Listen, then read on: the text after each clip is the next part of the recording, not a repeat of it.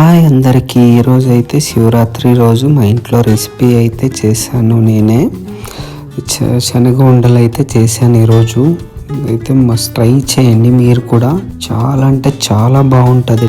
శివరాత్రికి అనే కాదండి, ఇది రెగ్యులర్గా మా పిల్లలకు కూడా చేసి పెడుతుంటాను. వాళ్ళైతే చాలా ఇష్టంగా తింటారు. ఆ క్లిప్ కూడా నేను యాడ్ చేస్తున్నాను, చూడండి మీరే. ఎలా ఉంది లిక్కి? బుజ్జు ఎలా ఉంది బుజ్జు? ఇప్పుడు దీనికి కావాల్సిన పదార్థాలు ఏంటో చూద్దాము. ఒక కప్పులో శనగపప్పు తీసుకోండి, మరో సగం కప్పులో ఎండి కొబ్బరి తురుము తీసుకోండి, సగం కప్పు 3 ఏలక్కీలు తీసుకోండి, 1/4 కప్పు అయితే బెల్లం తీసుకోండి, సగం కప్పు అయితే శనగగింజలు తీసుకోండి. ఇప్పుడు స్టవ్ పైన పెనం పెట్టుకొని దీంట్లో అయితే శనగగింజలు అయితే వేయించుకుందాం. ఫుల్గా వేగనివ్వకండి, ఒక 70% చూడండి, ఈ మాత్రం వేగనివ్వండి. దీన్ని ఇప్పుడు సైడ్ పెట్టుకొనేసి శనగపప్పును అయితే ఒక మిక్సర్ జార్లో తీసుకుందాము. సో దీన్ని నున్నగా పొడి చేసుకోవాలండి. మిక్సీలో బాగా గ్రైండ్ చేసుకుని మిక్సీలో వేసి అయితే నున్నగా ఉండాలి. గరుకులు అయితే అస్సలు ఉండకూడదు, గుర్తుపెట్టుకోండి. ఇప్పుడు ఇందులోకి ఎండు కొబ్బరి తురుము వేసుకుందాము. తర్వాత శనగగింజలు వేయించుకున్నాం కదండి, దాని పొట్టు అయితే తీసేసాక మిక్సీ జార్లో వేసుకొని దాంట్లోకి యాలక్కులు అయితే వేసుకోండి. వేసుకున్నాక దీన్ని అయితే నున్నగా అయితే చేయకండి, సగం సగం అన్నట్టు అంటే మిక్సీ ఆఫ్ చేసి ఆన్ చేసి ఆఫ్ చేసి ఆన్ చేసి అలా ఒక 3 టైమ్స్ ఆన్ అండ్ ఆఫ్ చేయండి మిక్సీ. ఇప్పుడు స్టవ్ పైన ఒక గిన్నె పెట్టుకొని దీంట్లో అయితే 1/4 కప్పు బెల్లం అయితే వేసుకుందాము. వేసుకున్నాక దీంట్లో వచ్చేసి 1/4 కప్కి నేను ఎగ్జాక్ట్గా 1/2 కప్పు వాటర్ అయితే వేస్తున్నానండి. చూడండి, ఎక్కువ వేయకండి వాటర్. ఇంకోటండి, దీనికైతే ఎలాంటి పాకం అదేం అవసరం లేదండి. స్టవ్ మీద పెట్టినప్పుడు అయితే హై ఫ్లేమ్ అయితే పెట్టకండి, మీడియంలో అయితే పెట్టుకోండి. సో ఇప్పుడు మీరు ఇలా స్పూన్ ఒకటి తీసుకొని దాన్ని మిక్స్ చేస్తూ ఉండండి అప్పుడప్పుడు. హై ఫ్లేమ్ అస్సలు పెట్టకండి, ఆగిపోయాక నురుగు వస్తుంది. ఇప్పుడైతే దించేసుకోండి స్టవ్ పై నుంచి. ఒక ఫిల్టర్ లాంటిది తీసుకొని ఆ బెల్లం వాటర్ అయితే కొద్దిగా పోసుకోండి, ఒకేసారి అయితే పోయకండి. ఓకేనా, గుర్తుపెట్టుకోండి, ఒకేసారి పోయకూడదు.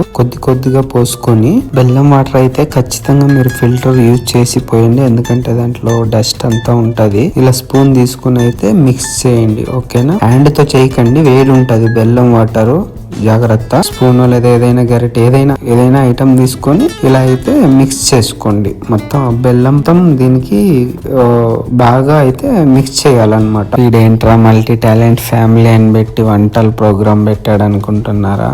అలా ఏం లేదండి, అందుకే నేను మల్టీ టాలెంట్ అని పెట్టాను. అన్ని రకాలది పోస్ట్ చేస్తానండి, మీరైతే సపోర్ట్ చేయండి మాకు. ఏ వంట చేసినా కూడా పేషెన్స్ తో అయితే చేయాలండి, అప్పుడు ఏ వంటన గాడి మనకి టేస్టీగా వస్తుంది. అర్జెంట్ ఆత్రంలో అయితే ఏ పని కూడా చేయకండి.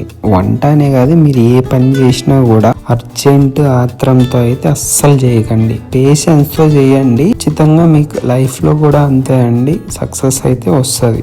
ఓకేనా, మనం ఎంత పేషెన్స్ తో చేస్తే దాని రిజల్ట్ కూడా అలాగే ఉంటుంది. మీరేంట్రా వంట చేయకుండా నీతులు చెప్తున్నాడా అని అయితే అనుకోకండి, నాకు చెప్పాలనిపించి అయితే చెప్పా.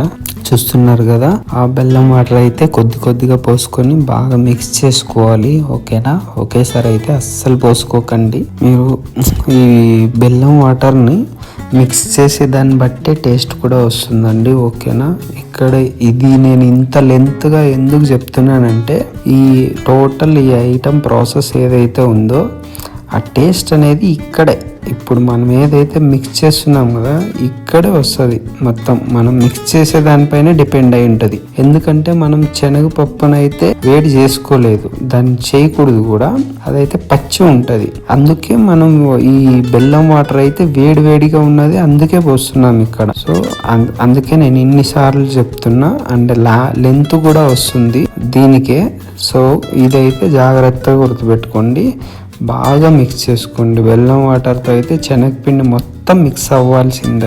అంటే కొద్ది పచ్చి ఉంటే ఏమవుతుందంటే ఆ పచ్చి ఇది పోదన్నమాట, అలాగే ఉంటుంది. తిన్నప్పుడు ఆ శనగపప్పు పచ్చి అది తగులుతుంది మనకి, ఆ ఫీల్ అయితే వస్తుంది తింటున్నప్పుడు. సో అందుకే జాగ్రత్తగా అయితే మిక్స్ చేసేయండి. బెల్లం వాటర్ని అయితే అస్సలు మిస్ అవ్వకండి.